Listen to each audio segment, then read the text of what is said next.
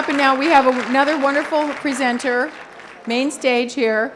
And then after that, we have roundtables. And many of the presenters that you've seen earlier today will also be at the roundtables. But before then, I have a really special treat for you. As you know, the theme of this year's International Women's Festival is Tech, Talk, and Trade. So we are bringing you a delightful presenter, Kathleen Tucker. Kathleen is definitely the tech part of Tech, Talk, and Trade. She's a great resource for the Women's Festival. She's a chief technologist. She's an innovator and a strategist in the information technology industry. She's held senior executive positions in Fortune 500 corporations, which is incredibly rare. Surveys show that women represent only 11% of C-level and vice president positions in the technology field. She's twice held the position of vice president, and she was the first person, not first woman, first person to become chief architect for software applications at Oracle Corporation. And she ranked in the top 2% of Oracle employees worldwide. So help me give a warm welcome to a very special, unique, and interesting chief architect, Kathleen Tucker.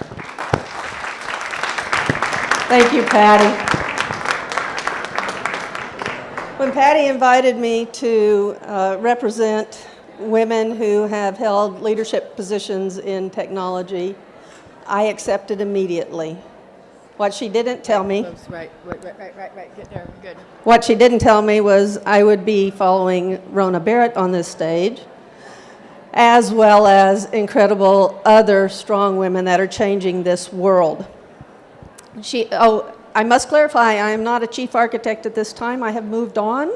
But we will talk a little bit about my career, as Patty has asked me to talk about some of the lessons that I have learned over the last 30 years. So to condense that into 15 minutes took me a lot of effort, but here we go.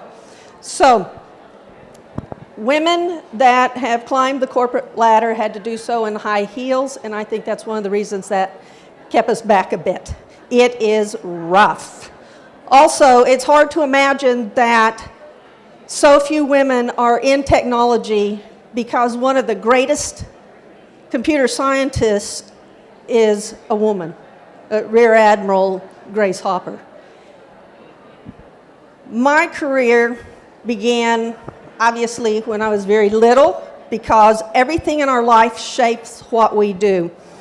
And like Rona Barrett just said, life can be really hard, and it's out of those hardships that you grow. And I learned that at a young age. I had wonderful parents, wonderful grandparents, and my sister is my hero. But my parents died within a year of each other, my mother at age 13. So life is hard, and there are barriers that you have to overcome. So my sister helped me with that, and she said, get an education, because we're going to have to figure out how to take care of each other. And I said, okay, I'll go do that. In my third year of accountancy, did you hear that? Accountancy, not computer information systems. I was forced to take a computer class. Actually, no, I elected to take a computer class, basic programming. And I had to, in the first week, code a very complex mathematical equation. No problem. But the professor couldn't explain to me how to log on. I'm like, log on? What does log on mean? I've never heard that word before. I couldn't log on. So, dramatic change in my life, change of direction. 3 things happened. I knew that this was not the university I needed to be at because the professor couldn't explain a concept. So I quickly researched the top universities in accountancy in the nation and transferred immediately to Arizona State University. And I swore I would be a paper accountant for the rest of my life. I would never touch computers again. So in my senior year, last semester, they told me I had to take an a computer science class. I went to the dean of the school. You know, we're powerful women, right? I went to the dean of the school. I said, I can't do that. I can't log on. He says, yes, you can. I said, no, I don't understand log on. I'm going to fail. I'm never going to graduate because I'll never log on. So I was right in changing schools because their professor could explain the concept of log on. I logged on and realized that was my niche in life. Computers, can you believe that? I dropped paper altogether and I headed for computers. As soon as I graduated, I turned around and re-enrolled for another bachelor's degree, undergraduate degree, in computer information systems, this new and evolving field. We learned that bugs aren't just in Oklahoma. They're on paper too and in computers. So, other life transformations and things that were important to me in the field of technology. What are those things that set me apart and allowed me to climb that corporate ladder in high heels? Well, part of it was that I had something unique, other than my brain, and that was I had an undergraduate degree in accounting and also CIS, which meant I could actually understand what it was I was programming. I was one of the few that understood how to do that. So since I could listen to the clients and deliver what they needed, I was a star. So as my stardom rose, I worked 100 hours a week, like all of us have been doing, and didn't know that there was a life outside of those windows that I was looking out of onto the world. So my sister again said, why don't you get involved in your community? So I said, oh, okay, let's go find out what my community needs. I enrolled in the police academy. That's not what she meant, but I did it. I enrolled in the police academy. I went through the police academy, and at that time in San Diego County, you could be in search and rescue in the sheriff's department. I loved being outdoors, so guess what? I became a deputy sheriff.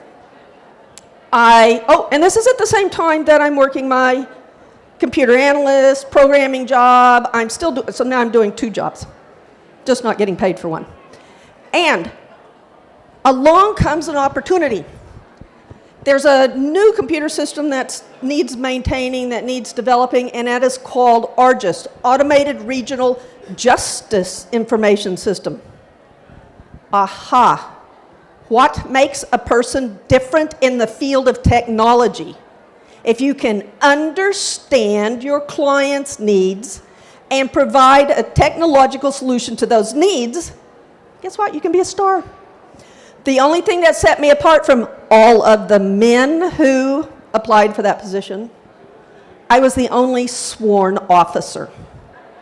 And the police people, they don't like talking to people who aren't in law enforcement. But here was a software developer who was one of them. The blue.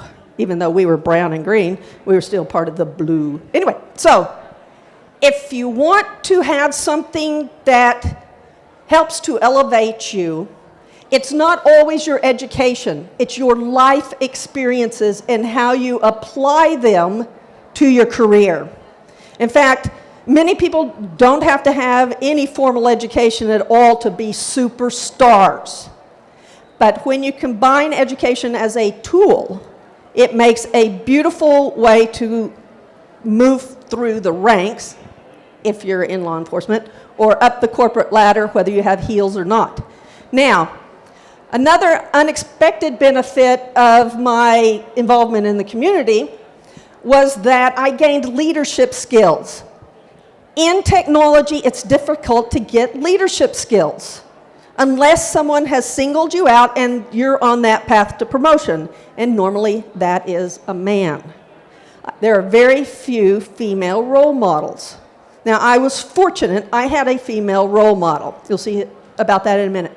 But what happened was, during my 13 years as a sworn officer, I moved up in the ranks, became a reserve lieutenant, and when some horrific fires broke out in San Diego County, I was the incident commander responsible for all evacuations of people from their burning homes.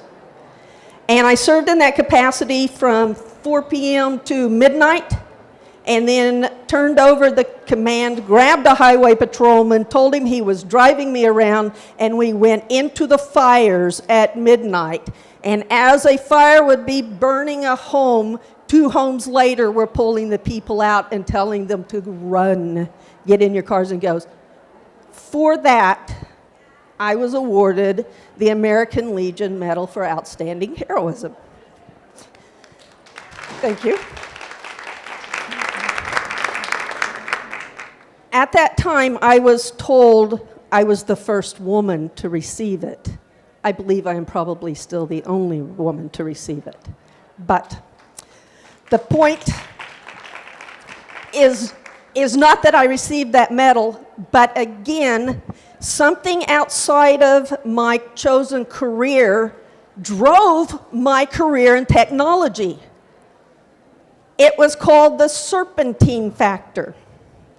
I had leadership skills, and I had moved up to become, at Solar Turbines, the manager of all information systems worldwide for finance, HR, legal, worldwide. It was pretty cool, but along came Oracle. I'll talk about that in a minute. And along came my mentor, and the serpentine factor came in. On one of my resumes, I had this Medal of Heroism. I was interviewed by the CEO of Chase, who was building Intellisys Electronic Commerce, the first website. They needed a visionary.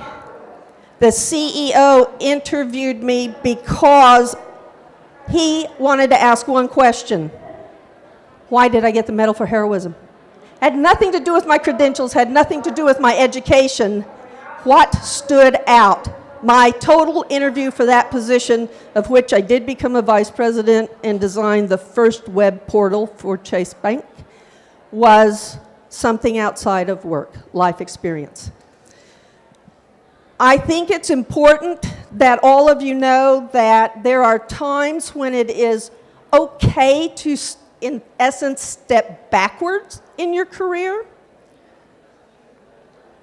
A lot of people might be afraid to do that, but I've done it 3 times. I, as manager of information systems worldwide, saw this young company called Oracle. And they had databases and databases and were conquering that market. They were just starting into applications. And they wanted to spread into the government applications. They were going after a $400 million U.S. Army contract, and they had many other things that were happening. And there was an opening for principal analyst. I said, ooh, that sounds good. Oracle, what an opportunity. Even if I step backwards, I know that my abilities, somebody will see them, recognize it, and I will climb that corporate ladder. I'm not afraid. Don't be afraid if you see an opportunity. So I took the job as principal analyst. I'm sitting there learning to code, and I'm listening to people. And one day, because I'm not real good in the social graces, I was in the ladies' room, and this woman walked in, and she looked at me, and she says, oh, nice shirt. I said, thank you. I smiled really big. Thank you. And we walked out. She walked out, and so I was really excited. And I saw her later, and I said, hi, glad you liked my shirt. And by the way, who are you? And she says, oh, I'm Carol Burt. I'm vice president of all these strategic solutions across all of the government aspect. I said, oh, that's really nice. We should talk sometime. She says, sure, set up an appointment. I'm a principal analyst. I'm like, sure. I'll call your secretary right now. Well, admin. So anyway, I wasn't afraid to step back. You should never be afraid to step back. I walked into that vice president's office, sat down at her little round table, and proceeded to tell her how I thought we were doing things wrong at Oracle because we hadn't applied best practices, and we needed to look at the different applications we had those that other people had, why we don't want to design something, why somebody, all this stuff. And her eyes are rolling. She says, wow, I don't think anyone knows that. I said, well, I do. I can see that. So we talked some more, and she called me back another time. She had me go with some of her representatives to talk to the Navy and the U.S. Army and stuff. And they said, that's what we need. So she looked at me and she says, you can't do that as a principal analyst. I said, no, I can't. She says, what could you do it as? And I said, well, you already have a chief architect of database. You need a chief architect that can do applications. She went to HR and created the first position at Oracle, and I received the first chief architect of applications. And I went from principal analyst, I reported directly to the vice president. So, don't be afraid. It is very difficult in technology, as it may be in other industries, to advance, but believe in yourself, knock on those doors, and go for it.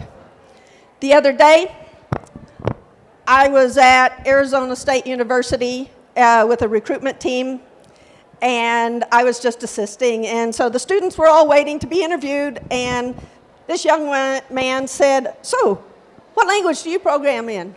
I said, COBOL. And he looked at me and he said, I read about you in the history books. And I smiled and knew I was a dinosaur.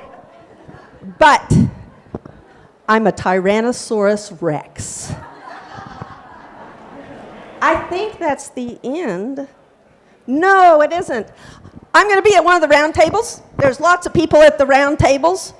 Please come out and talk with all of us. I would love to see any of you who have questions, any of you who would like to network. And I have stepped back because I am now a senior software developer doing COBOL. And you want to know why? Because now I can have another life outside of those windows. And I'm very happy. I love what I do. And I would love to talk with all of you, powerful women. Thank you for your time. Patty, thank you for inviting me to be on this stage. Come on up and say goodbye to everybody, and we can wave and close out this part of the conference. Thank you so much. Thank you. Thank you, Kathleen. Kathleen Tucker, isn't she amazing and fun? I didn't let Kathleen talk about any of her issues, her Passion. varying abilities, her nonprofit in Africa, or the fact that she can't remember names. However, she has a brain that works in different ways, a little bit like Taylor Reum's brain also. And it's really fascinating. So if you haven't had a chance to get to know Kathleen Tucker, take advantage of the roundtables and go out and see her. So because I've noticed that my computer friends, they're a little different. Right, Taylor? And right, Kathleen? And, anyway, so Kathleen, you're also one of the warm and wonderful computer people, which is just great because warmth exudes from you. So thank you very much. Thank you.